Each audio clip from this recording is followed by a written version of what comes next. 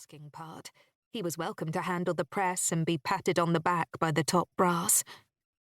Being in the limelight had never felt like her natural habitat, although she'd been forced into it from time to time during her career, which had always been, technically at least, widely successful. So, when she'd made the decision to return to work, her old boss at the Thames Valley Police HQ, Commander Marcus Donlevy, had been only too pleased to welcome her back.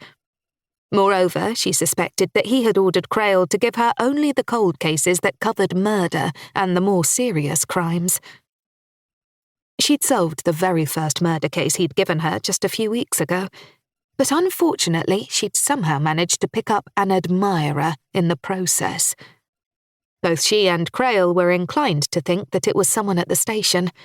Whether a working officer or a member of the civilian staff, they weren't yet sure. It had started off with flowers mysteriously appearing on her desk, then Valentine cards, then written messages that were left creepily on her narrowboat, the Mollern.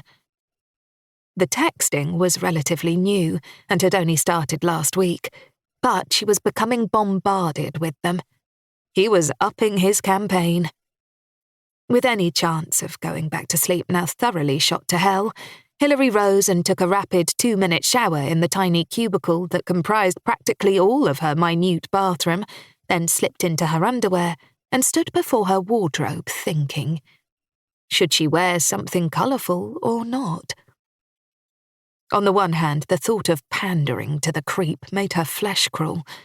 But his messages were getting bolder, and the one this morning had more or less openly admitted that he'd be seeing her sometime today, presumably at the office. And whilst the HQ at Kidlington was vast, with potentially hundreds of male suspects, there was just the chance that if she did wear something bright, she might just catch some male eye giving her more notice than was strictly necessary. But did she really want to feed his fantasies? Already her stalker seemed to think they were engaged in some sort of secret romantic affair, which meant that he was a fantasist as well, and possibly even mentally ill. If she showed up dressed to the nines, did she really want to reinforce his sick fixation on her? She donned a black skirt and black tights, and pulled out a matching black jacket. Her hand lingered over her choice of blouse. She could wear a brightly coloured one, which might or might not be construed as a message. Or she could go monochrome with something in white, which would send a message of a far different sort. But, on the other hand, did she really want to antagonise him?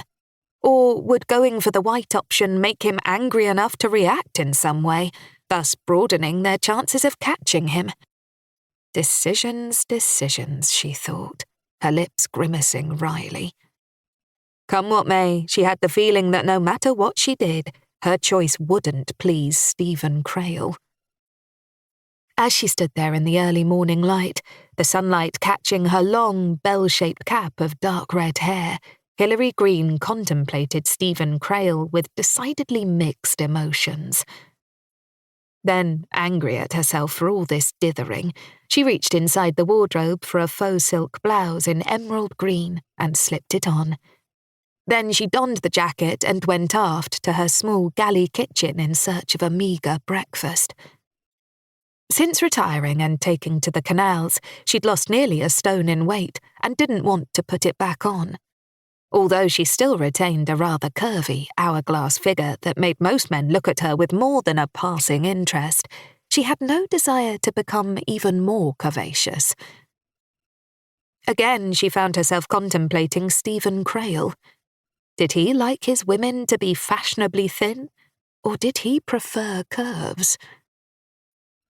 She scowled down at her brown bread toast, spread with that tasteless stuff that was supposed to have the sort of fat in it that was actually good for your cholesterol levels, and found herself silently cursing all men, be they stalkers or handsome younger detective superintendents. In his office, Stephen Crail glanced up from his chair behind his desk as there came a sharp tap at his door. A moment later it opened to reveal a young woman with long, lushly curling brown hair.